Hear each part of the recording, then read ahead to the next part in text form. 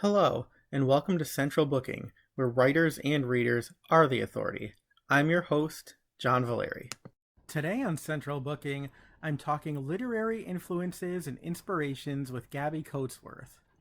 Gabi is the author of the debut novel A Beginner's Guide to Starting Over, a charming, funny, and ultimately poignant story about one woman's journey to redefine herself.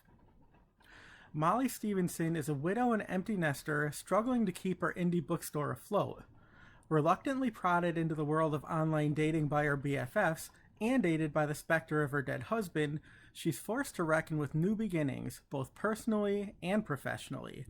And it turns out the key to happiness may just lie in asking for and accepting help from family, friends, and the community that surrounds her. Born in Britain, Gabi now lives in a charming cottage in Connecticut where she reads and writes and encourages others to do the same. In addition to blog posts, essays, and short stories, she is also the author of the memoir Love's Journey Home, which was a first place Connecticut Press Club 2022 award winner. Wall Street Journal bestselling author Jamie Beck called A Beginner's Guide to Starting Over a heartfelt, hopeful tale and noted it tenderly explores grief, self-discovery, and reinvention in middle life. Readers will cheer for Molly as she learns that standing on one's own often requires getting comfortable with leaning on others. Now, join me as I go between the lines with Gabi Coatsworth. Hi, everybody. Welcome to Central Booking. I am in conversation again today with Connecticut's own Gabi Coatsworth, who is back with her debut novel, and here it is, A Beginner's Guide to Starting Over. Welcome back to the show, Gabi. It's nice to have you here again. I'm delighted to be here, John. It's great to see you.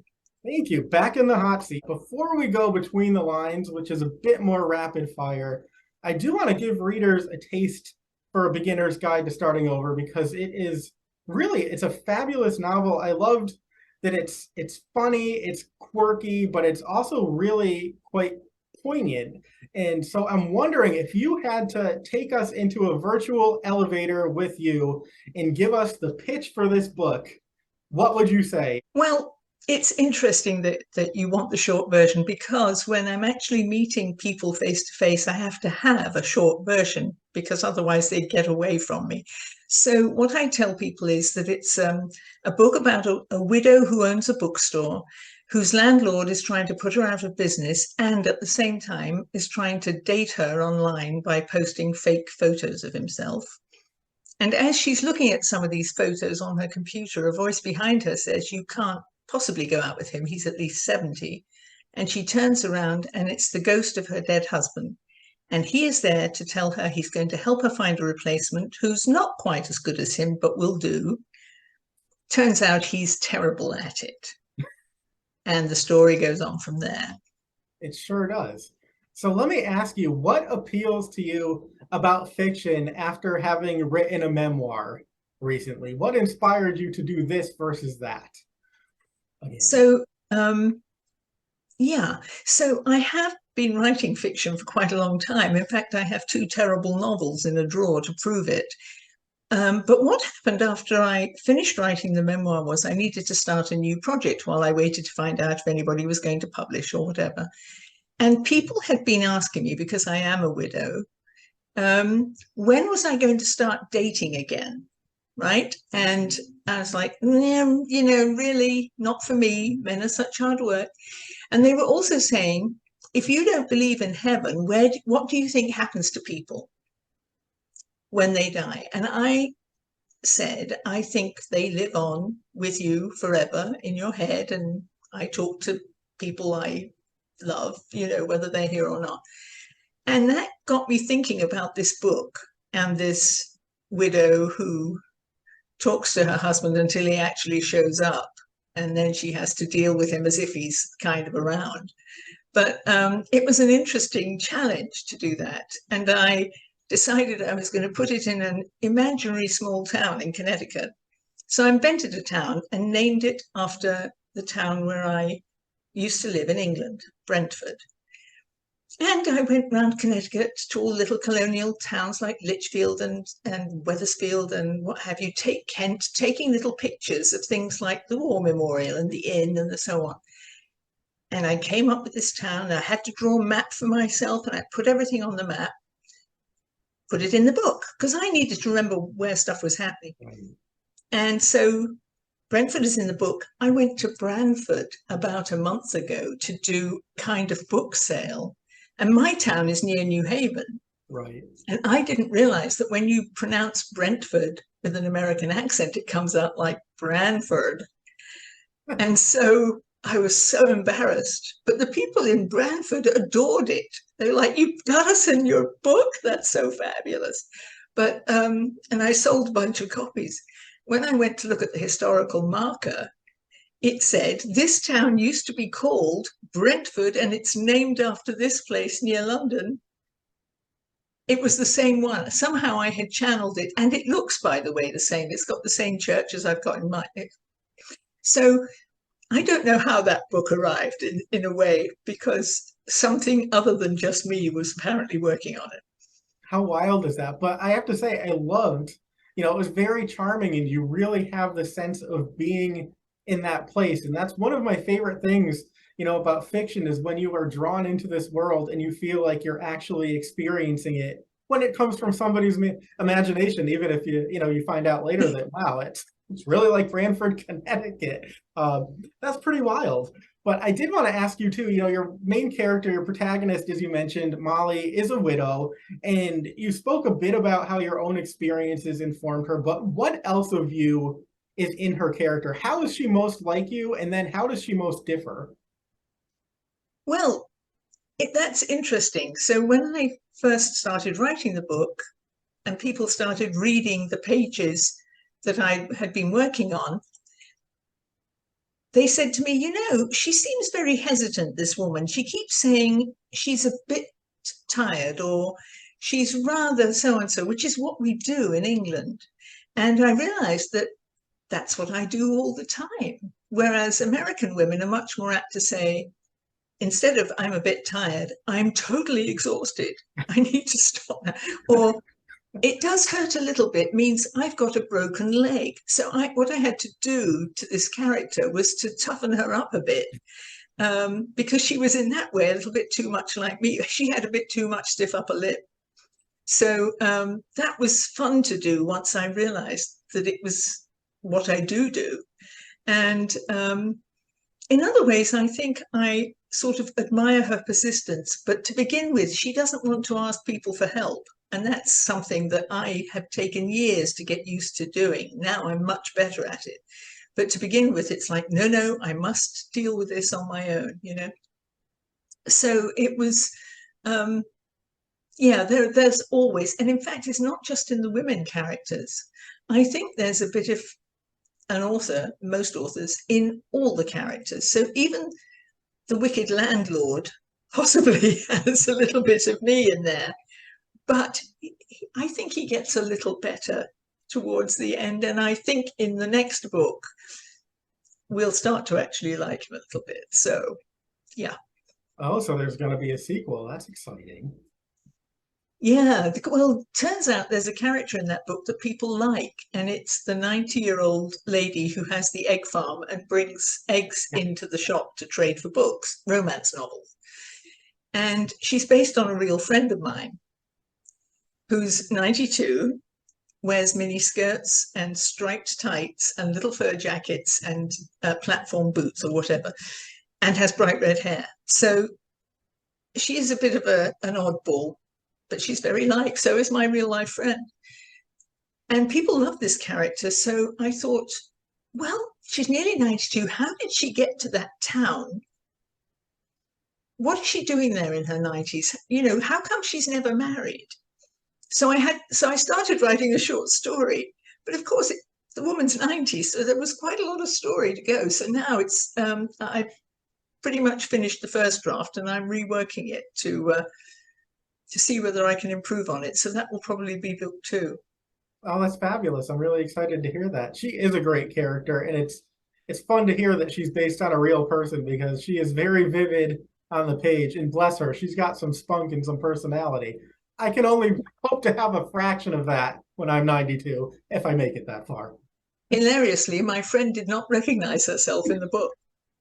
Isn't it funny? They hardly ever do. Oh, I know. Like I'm sure it other was people fun. are pointing out to you your own characteristics that are maybe in some of the more minor characters. Yes, yes, yes. Well, I admire her spunk, so that yes, It it'd keeps be you going. interesting. It keeps you young. So I'm all for it. Yeah. So last question, I guess, before we transition to Between the Lines. But I did want to ask you, your character owns an independent bookstore. She is a bookseller. And so anybody who likes books is really going to respond to that. I think that was one of my favorite aspects of this book is you really get an inside glimpse into what that life is like, what the highs are like, what the lows are like, what the challenges are of having an independent bookstore in the climate that we're living in right now. So I'm wondering if you can talk a bit specifically about that aspect of the book. Well, I don't know about you, but I'm always in and out of bookstores, but I never stopped to think really about the detailed stuff that goes on in the background, like how far ahead do you have to order books? How do you know how many to order? Uh, do you have to pay for them before you actually sell them? All these kinds of things. So I went to visit a great little indie bookstore in Bethel, Connecticut, called Bird's Books. And Alice Hutchinson, who's the owner, was incredibly helpful. And so now, anytime I have a question about the bookstore, I call and ask her. In fact, she did the book launch for this book, which was nice of her, because her bookstore is even smaller than the one in the book, but it's delightful, and it's about the personal relationship between the owner and the customer, I think. So I was thrilled to see that there's a new little indie bookstore just opened in Blackrock, Connecticut. Two women have decided to just go for it. And I think that's amazing. And it's tiny, but it's got a nice selection of books. I bought one, of course, on their opening on Saturday. And so I've always been fascinated. And, I can't go into a bookstore without buying a book because these people depend on customers to do that. And I'm very happy to help them out. And I'm happy if people like the idea of the shop, but they understand a little bit more about what's involved. And I had several titles for this book, but the first two or three, no, 2, 3, and 4 all had bookshop in the title. And as I was working on it, I kept everywhere I looked, there was a story with bookshop of this, a murder in the bookshop, And so I decided I needed a different title. So I came up with this one, A Beginner's Guide to Starting Over. And I thought, good, that's good. And when it came out, the day it came out, I got a text from my granddaughter saying, Grandma, I've great that your book is out, and I'm going to review it, and I'm going to say, Grandma gives the best advice. So I said, you haven't read it, have you? She went, why? I said, because it's not a self-help book. It's a novel. She sort of went, oops. But I think most people realize because of the little illustrated characters on the front that it is a novel. So, yeah. But I love stories set in novels and libraries and so on, because I No, I feel do. comfortable there. I just feel like I Right. belong in that story. Right. Now, I was pleasantly surprised, probably because of the title. I did not realize how prominent the bookstore would be. And so I ended up loving that. And I think, it's so easy for us as readers or customers to take for granted what it takes to keep an indie bookshop going. Yeah. And so reading something like this gives you such a great appreciation for that. I should also say, I think this book, it takes place, probably through almost a full calendar year, maybe about 9 months from like fall to summertime. But if people are looking to do, Christmas shopping or Christmas in July, because that's a real big thing now too, there is a bit of Christmas in this book too. So I think that's something that readers should keep in mind because it really is sort of an ideal book to gift for Christmas or for gift giving occasions. So I just wanted to put that out there because as I was reading this, I was thinking to myself that this is a book that I will be gifting, some of my friends for Christmas, Thank you. particularly the ones who like stories that revolve around books or bookstores. So I wanted other people to know that as well. Thank you, John. I appreciate that. Yes, of course. All right. Now we're going to do it. We're going to go between the lines. Are you ready? I'm I taking you am. trip back in time. So going back to childhood, I'm wondering if you can tell me, did you wear your literary lust loud and proud? Were you a closet bibliophile, or did books come later for you? Um, when I was a child, my next door neighbors were cleaning house and they produced several boxes of books. They were adult books, right? That mean they were things about golf and novels and old classical novels and so on. And I turned them into a library and made library cards for my entire family, and had wrote the date when the book was due by hand, and it was and arranged them, of course, by alphabetical order by author. So yeah, no, I was out and proud, and I read a lot. Partly, I think, because I came from a family with four sisters. We were a noisy crew. So if I wanted to get away, what I did was to take a book and hide in a place where there were not four noisy sisters. And a person could have an adventure in a book without actually having to go on an adventure. In real life, your parents were always saying things like, it's time for dinner. You couldn't have parents doing that and have an adventure, right?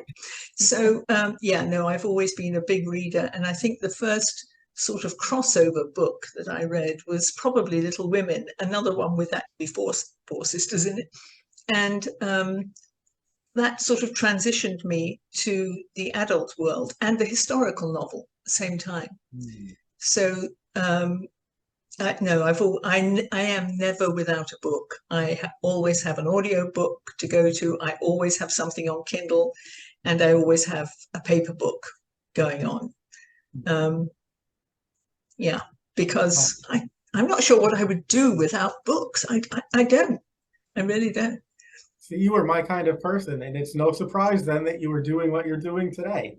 So, thinking again back to those earliest books that you were reading, do you recall what it was that you were likely to be caught keeping company with under the covers with your flashlight if you're one of those readers? What were those early books? Yeah, so the stories that kept me under the covers, reading through the night, were the ones that were largely based on plot, I will say, where children turned, and we did not have, by the way, Nancy Drew and those brothers, who were the Hardy Boys. The Hardy Boys.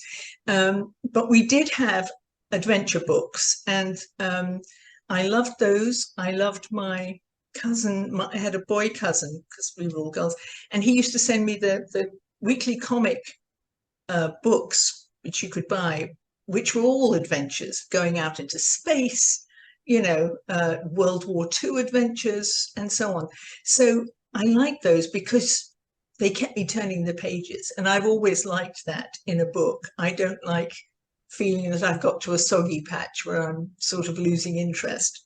So there was a very prolific British author called Enid Blyton who wrote a whole series of books, and I've adored series ever since, with the same main characters, detective series and so on. So in those days, I was always, these children went off on an adventure. Who knows where their parents were? I never stopped to ask. And wherever they went, there would be these dangerous people and missing jewelry, and always huge meals with neighborly farmers' wives producing, scones and jam and cream and all these kinds of things. Yes, I was living vicariously. I loved all that stuff. And I'm with you. And I kept thinking, wow, I've really lived a sheltered life if this is what it's really like for kids. I agree. And I think it was that escaping, wasn't it? That, was so exciting. Sure. All right. So now we're going to jump forward in time. So what are you reading now, or what have you read recently? And can you tell us what your impressions were of that book or those books? So I'm almost at the end, and I almost wanted to phone you and say, can we do this a bit later? Because the book is such a page turner. It's called The Home for Wayward Girls, and it's a really well-written novel about a teenage girl whose parents run a kind of farm in the middle of nowhere in the West, where teenage girls get sent to be sort of punished and made to feel that they will do as they're told or else. And apparently these places really exist and still exist, which was quite shocking. And Marcia Bradley, who is the author, teaches at Sarah Lawrence. And that's how I came across this book. We met at a book launch for a mutual friend. And so I'm just loving that. I'm about to review it. I'm definitely giving it 5 stars. And then after that, something completely different. There's an English author called Richard Osman who writes a series called The Thursday Murder Club. Right. About a bunch of older people who go around solving cold cases, and one of them is a former spy. So yeah, and I enjoy those very much too. So I'm looking forward to that as a bit of light relief after a fairly serious but really gripping book. Right. Those are great recommendations. And just, for next time, anytime you're stuck in a book and I'm here waiting for you, that, you can reschedule that anytime. Believe me, I understand. Sometimes it's painful to tear yourself away from the book, especially when you're nearing the end. So that I will understand and forgive anytime. Pretty sure she's going to get rescued, but I can't guarantee it, and I'm not going to give you any spoilers. It's like if you want to zip off right now, have at it. We'll wait. All right, so let me ask you this, and I know that reading is very subjective, but is there one book or author that you always feel comfortable recommending to somebody else, regardless of who they are?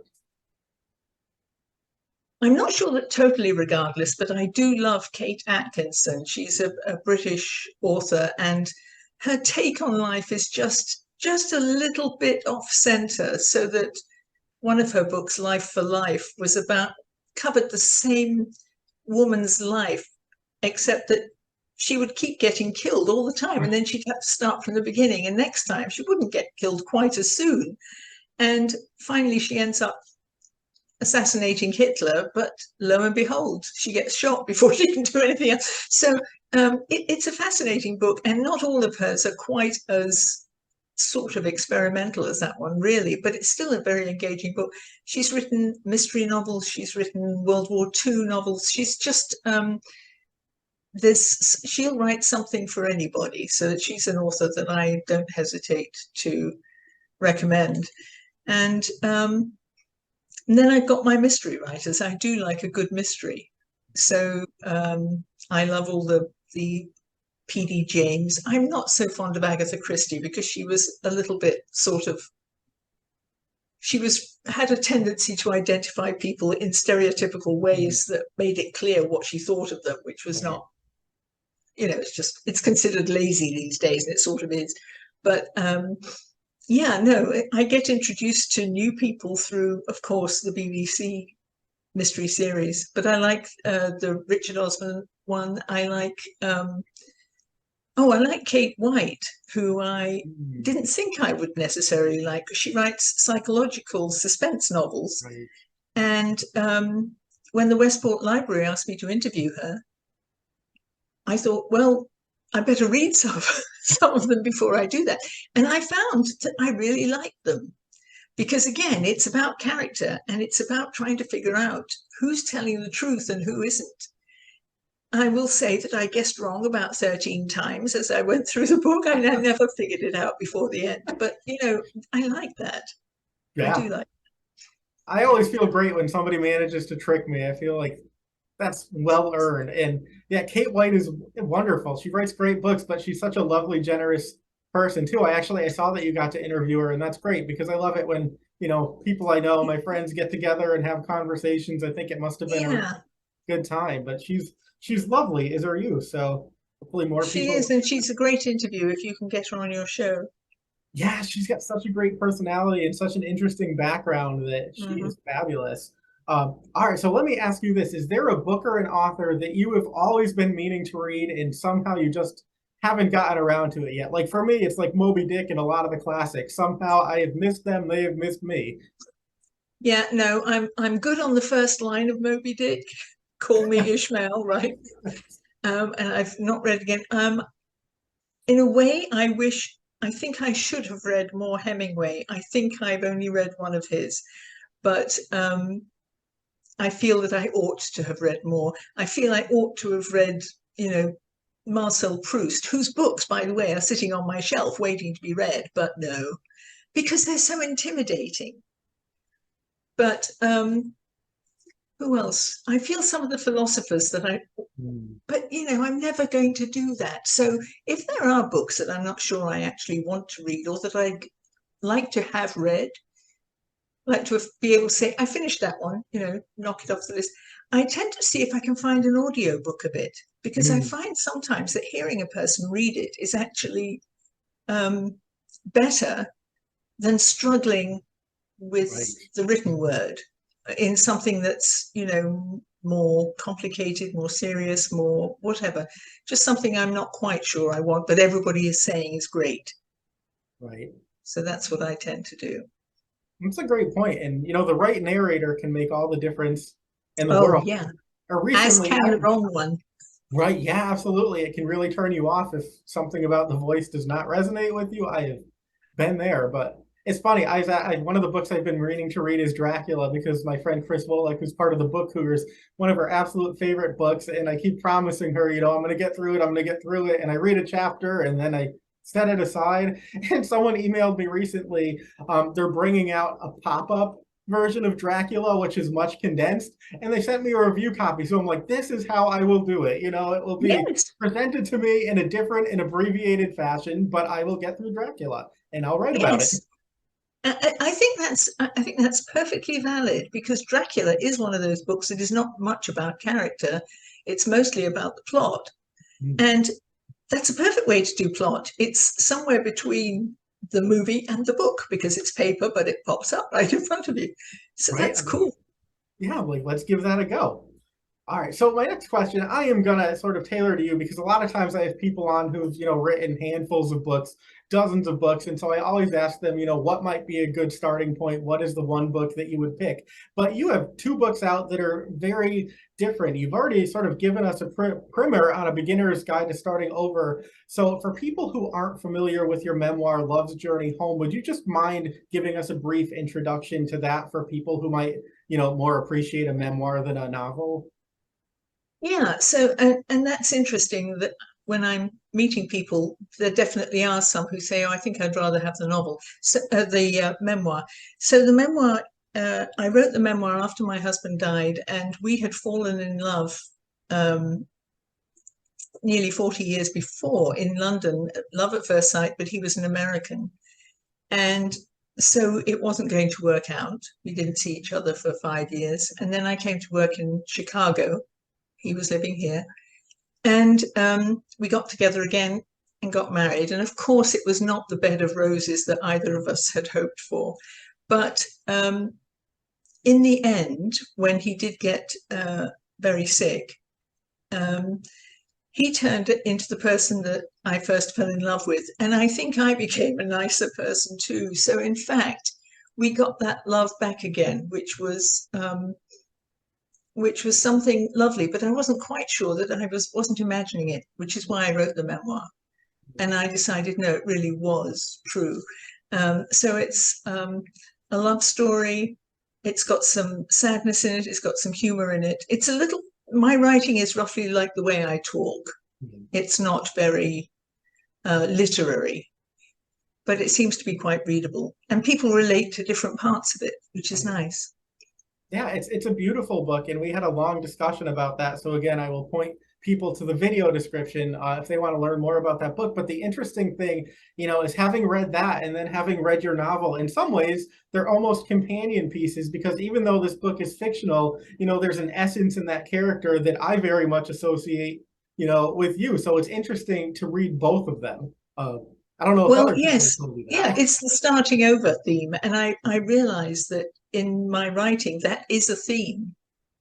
Things go wrong, we've got to start over. And I think that's going to happen in the next novel too. I can't help it. Right. It happens to writers. The same scene just keeps coming up whether you want it to or not. There you go. Okay, so is there a book or an author that readers might be surprised to know that you enjoyed? So is there something that you've really loved that people might not necessarily, associate with you based on the kinds of books, that you write or the way that you present yourself? Yes, my guilty pleasure. So she's an English author, and I've been reading since I was 17, I think, maybe a bit younger. She wrote Regency romances, and everybody was wearing lace and huge wigs and whatever, It was sort of like Bridgerton, but this author she did her research so perfectly and used so many words that I had to look up in the dictionary that I loved that. Right. And she's also quite funny, and nothing scary happens in any of the books. So I've got them all. And every so often, when I need to read something that's well written, I don't need to concentrate on it. I know what the story is. I'll pick one up and I'll read it. And they have got me through some tough times, I can tell you, sitting by hospital beds or whatever. Yeah, I'll pick up one of those, and I'm in the world of Jane Austen, really, but with a bit more pizzazzy stuff going on. So yeah, That's like the Turkish equivalent of comfort food, but there is something to be said for it. Yes, indeed. Her name is Georgette Heyer, and people who love her adore her. Sure. And people who don't know her should.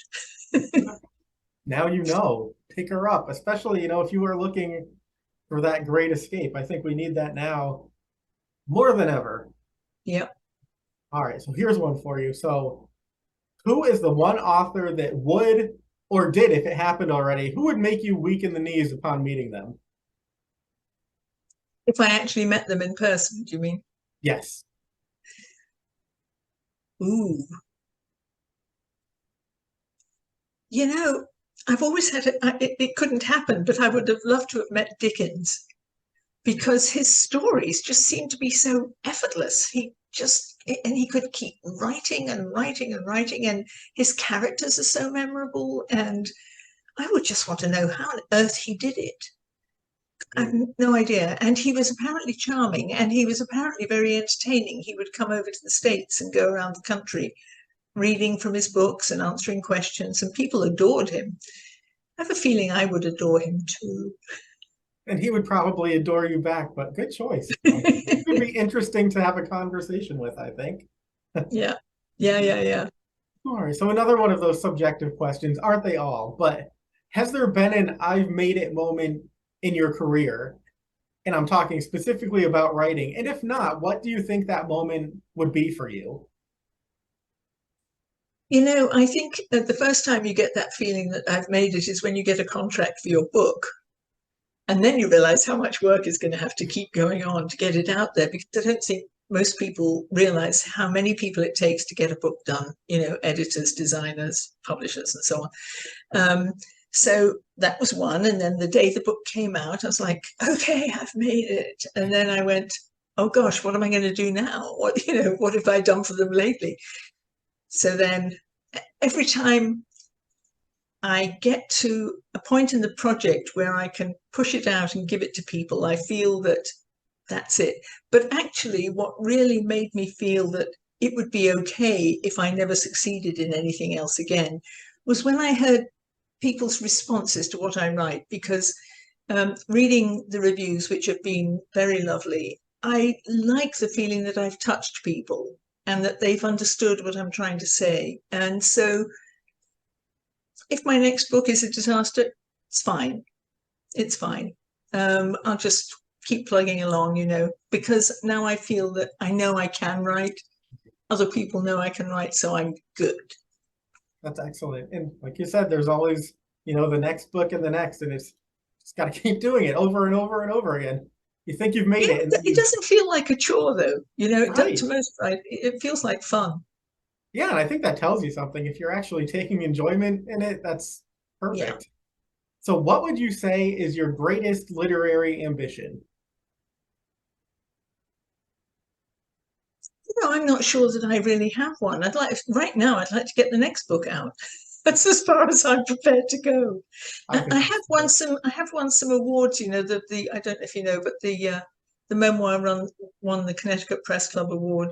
Yes. And it got an honorable mention in the National Press Awards, which was lovely. And so, that's some recognition. And but I just love meeting readers and talking about books, and so I'm perfectly happy with that. I don't have any more goal. I don't set myself goals that I can fail at. So I have my goals very small and I keep meeting them. So far, so good. I like that. I think that's a great philosophy. And I have to say, you are such a great advocate for the community, not just of writers, but of readers as well, and sort of bringing them all together. So I just wanted to acknowledge that because not only are you a talented writer, but you are so engaged in the back and forth of that community. And I think it's really a beautiful thing because that's sort of what it is all about. And you're helping to create that and sustain that for, those of us that read, those of us that write. So thank you for what you do for us. Oh, I do it because I love people and because, it. I loved to see other people succeeding. Right. That And that, it that makes me feel translates. so good. Right. Well, it translates because it's obvious, that it's very, very genuine. And so, people who aren't connected with you on social media, I of course would encourage them to find you there. It's because you are constantly, putting out advice, resources, things that will help, other writers or aspiring writers on Right. their path. So I think that they Thank should you. definitely check that out. I found it very helpful, and I'm sure people who are far more productive than me will find that very, very useful. Thanks, John. Of course. All right. So just a couple more questions and then I will let you off the hot seat. But I'm wondering, upon reflection, if you can tell me how do you think your life in reading and writing has informed how you now live? So do you feel like you live differently given the experiences that you've had through your reading life and your own writing life? It's interesting as I look back on the books that I've read, how they reflect what was going on in my life at the time. So when I first came to America, I read nothing but American books because I didn't really know them. Catcher in the Rye, Theodore Dreiser, Sinclair Lewis, all these kinds of people that I vaguely had heard of. Right. The name, and I had no idea what they were going to be when I picked them up. And Saul Bellow and Chaim Potok. I was quite indiscriminate, and it really was a great introduction to the country and the variety of the country and the way that Americans think. I must admit, I did not read very much from the South. I wasn't very familiar with Southern writers, but I learned to be eventually. So those was going. When my life was getting a bit rocky, I was up to here in self-help books in the 80s. Sure. It was all a beginner's guide to starting over, but for real. Um, and I think that joining a book club was one of the best things I did because that introduced me to books that I wouldn't have otherwise picked up, I think. And what was great about it was that I could say, no, I don't get it. Why is this such a good book? And other people would tell me. And Right. occasionally authors would show up at the book club. Mhm. Long in the days long before Zoom, you could Right. invite an author, and if they lived locally or not too far away, they would come and chat with the book club. Nowadays, it's easier because all of us are happy to join book clubs by Zoom if they're too far away. But I just think that's something that has helped me a lot. And there's also in a book club, there's the support you get from the other people in your life as well as in the book, in your reading life, which I think is also a sort of hidden benefit of it. Not to mention the glass of wine that happens occasionally. That never hurts. A little wine, a little cheese. Right, right, right. But it's a point well taken because I've moderated a library group for many, many years now, and I love it because their reading tastes are much different than my own. And so I've probably read dozens of books that I never would have picked up otherwise. And so, not only has it expanded my narrow at times mind, Yeah, but it's great because as you said, there will be people who come to the group who did not like the book but they want to hear why did you like it, what did you get out of it. Like their mind is not closed, it's open. They just want those yes. differing perspectives to see what other people found in the experience. And I think that that's fabulous when somebody who did not like a book will still come to a meeting with an open mind and want to hear why you enjoyed it or not. Well, I think it's great that you run a group like that. I think it's a wonderful thing because people need encouragement. I think everybody should read, but some people find it difficult. They just don't know where to start or whatever. I always say it doesn't matter where you start. Right. Start with a pop-up book. That's always good, and go on from there. So I think anything that encourages reading is terrific. Absolutely. I agree with you there. And final question to you, and I think we already touched on this, but I'm wondering if you can leave us with a teaser as to what comes next. So it sounds like there will be a spin-off novel to this. And I think last time we spoke that you were also tooling around with a cozy mystery. So any update on that? So do you know what? I tried the cozy mystery and gosh, I found it difficult. So that's at the moment, that's sitting in a drawer. And I love my characters and I love the fact that they're in 1921 and historical, no less, right? But as I got closer to the publication date for this book, I realized I was going to have I needed something to follow this up. Sure. So I went back to the short story that I'd started and a second book, also a follow up, which takes place in a small library in town, same town. And I have put the cozy mystery on the back burner because even though I took a class in it, I still found it very difficult to know where the clues should come, how many red herrings to put in. I think I need to work with a person who writes those things so that I can get a better grip on it. And I will enjoy doing that. But I want to get the next Brentford books out first. So I'll have to come back to it. Well, I will be looking forward to those books. And it's funny, I think, again, sometimes people take cozies for granted and they think that they're fluff, and they are so not. I mean, you have to pack so much into the story and with a lot of constraints that people expect. So they're very challenging. There's a reason why that's one of the biggest genres read and why people like Agatha Christie are still being published nearly 100 years later, and Conan Doyle and Sherlock Holmes and all of those. Yeah, people like a puzzle. Sure do. Well, thank you so much, Gabi Coatsworth. And in the meantime, as we're waiting on the spin-off novels, people must go out and pick up A Beginner's Guide to Starting Over. It is charming, it's funny, it's poignant, and if you love books, this is the book for you. Thank you, Gabi. Oh, thank you, John. That's so nice. I love being here. Thanks. That's it for this episode of Central Booking. Thanks for watching, and be sure to subscribe to our channel so you don't miss a thing.